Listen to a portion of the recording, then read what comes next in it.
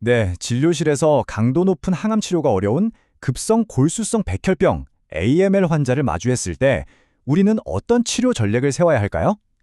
2026년을 앞둔 지금 최신 치료 알고리즘은 어떻게 진화하고 있는지 오늘 그 핵심을 자세히 짚어보겠습니다.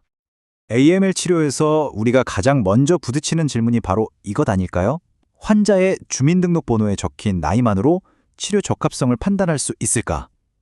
오늘날의 접근법은 단호하게 아니오라고 말합니다. 바로 이 지점에서부터 오늘 논의를 한번 시작해보죠. 그렇습니다. 이젠 완전히 새로운 패러다임이죠. 환자의 전신 상태, 즉 적합성이라는 축과 종양이 가진 고유의 유전학이라는 또 다른 축, 이 두 가지를 동시에 함께 평가해야만 최적의 치료 전략이 나올 수 있다는 겁니다. 자, 그렇다면 실제 임상 현장에서 부적합, 즉 unfit한 환자를 어떻게 하면 정확하고 또 체계적으로 평가할 수 있을까요? 그 구체적인 방법을 들여다보겠습니다. 현대적인 부적합성의 정의는요, 바로 이 세 가지 핵심 요소를 기반으로 합니다.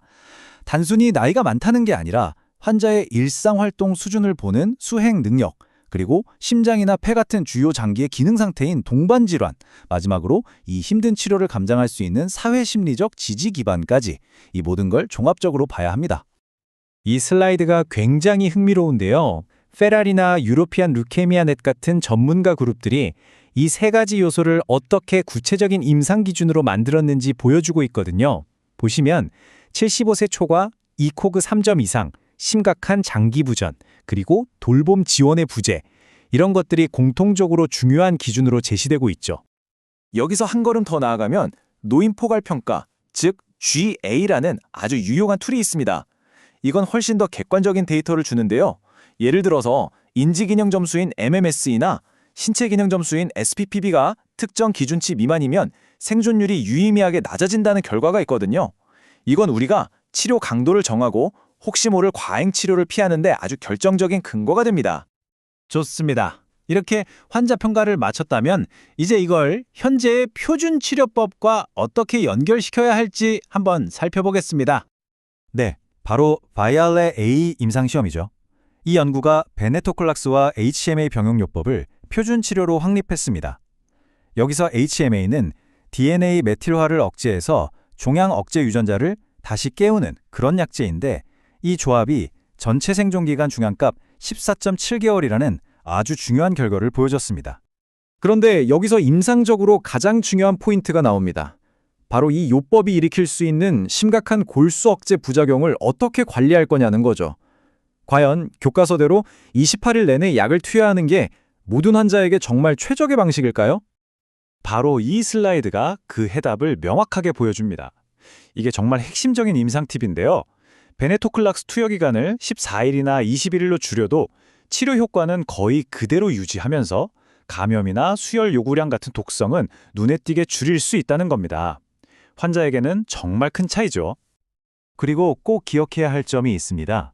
많은 환자에게 이 벤트 HMI 요법은 그 자체가 최종 치료가 아닙니다. 완치를 기대할 수 있는 동종 조혈 모세포 이식으로 넘어갈 수 있도록 돕는 아주 중요한 다리, 즉 가교 역할을 한다는 사실입니다. 자, 이제 현대 AML 치료의 심장부라고 할 수 있는 부분입니다. 질병의 유전학적 프로파일에 기반해서 치료 전략을 짜는 진짜 맞춤형 치료의 세계로 들어가 보겠습니다. 이 알고리즘이 바로 우리의 로드맵입니다. 맨 위에서 시작해서 환자가 벤-HMA 치료에 적합한지 먼저 봅니다. 얘라면 아래로 내려오죠. 그리고 바로 여기서 유전자 변이에 따라 길이 쫙 갈라지는 걸 볼 수 있습니다. FLT3, IDH1, KMT2A 같은 변이들이 바로 그 분기점이 되는 거죠. 이 표가 핵심적인 결정들을 딱 요약해 주는데요. IDH2 변이처럼 벤-HMA 반응이 아주 좋으면 그냥 표준 치료를 유지합니다. 하지만 FLT3나 KM2A 재배열처럼 반응이 좀 떨어지는 경우에는 길테리티닙이나 레브널티닙 같은 표적 치료제를 추가하는 3제 요법을 아주 적극적으로 고려해야 합니다. 그리고 가장 어려운 숙제, 바로 TPO3 변이입니다. 데이터는 정말 냉정할 정도로 명확합니다. 베네토클락스를 추가해도 관해율이나 생존율 개선에 아무런 이득이 없다는 거죠. 이 명확한 결과는 역설적으로 우리에게 뭘 해야 할지 알려줍니다. 효과 없는 치료는 멈추고 HMA 단독요법이나 아니면 아예 새로운 기전의 임상시험으로 눈을 돌리라는 거죠.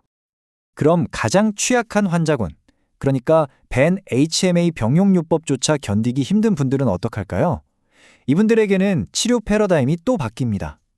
만약 FLT3나 IDH1-2처럼 표적 감염한 유전자 변이가 있다면 독성이 덜한 해당 표적 치료제 단독요법이 HMA보다 오히려 더 우선적인 선택지가 될 수 있습니다. 자, 그럼 지금까지 논의된 모든 내용을 하나로 모아서 통합적인 전략으로 정리해보고 앞으로는 또 어떤 변화가 있을지 미래를 한번 전망해보겠습니다.